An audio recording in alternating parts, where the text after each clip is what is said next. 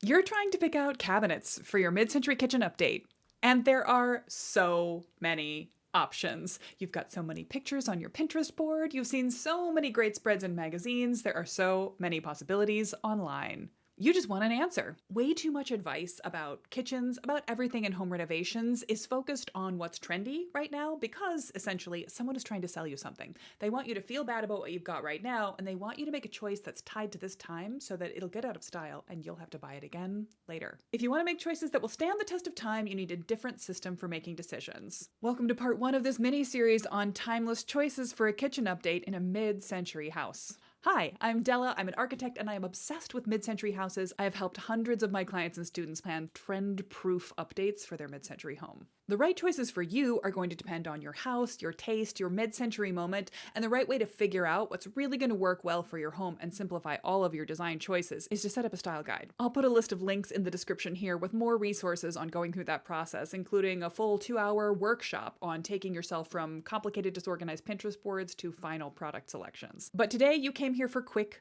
easy answers. So cabinets in an updated mid-century kitchen should be walnut or maple. Back in the day, they might have been maple or even pine. Pine in the mid-century old growth era being a completely different product. I do not recommend pine for your mid-century cabinets today.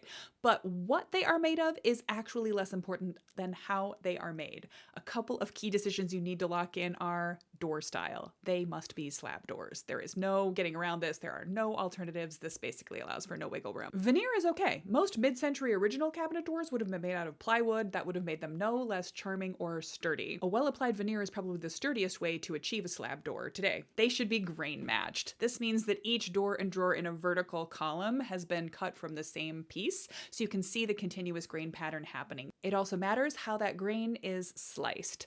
I don't think it's going to look right unless it's a rotary or possibly a flat sawn. Rift sawn veneers these days are going to look more contemporary than mid-century, and it's so trendy right now that I fear it will not stand the test of time. Stick to a grain pattern that looks like this. If we've met before, you know that I usually answer questions in a very detailed pro, con, could be this, maybe it's that, it depends on your circumstances way, but this series is going to be all of my personal hot takes, what I would do if I was making the choices, what I would recommend to a dear friend of mine if they were asking for my honest opinion. If you want some more hot takes, I'll be back in the next couple of weeks with the right answer on the right hardware, counter, sink, floor, tile choices for your mid-century kitchen update. Comment and let me know if you agree, if you disagree, and what you'd like to hear me talk about next.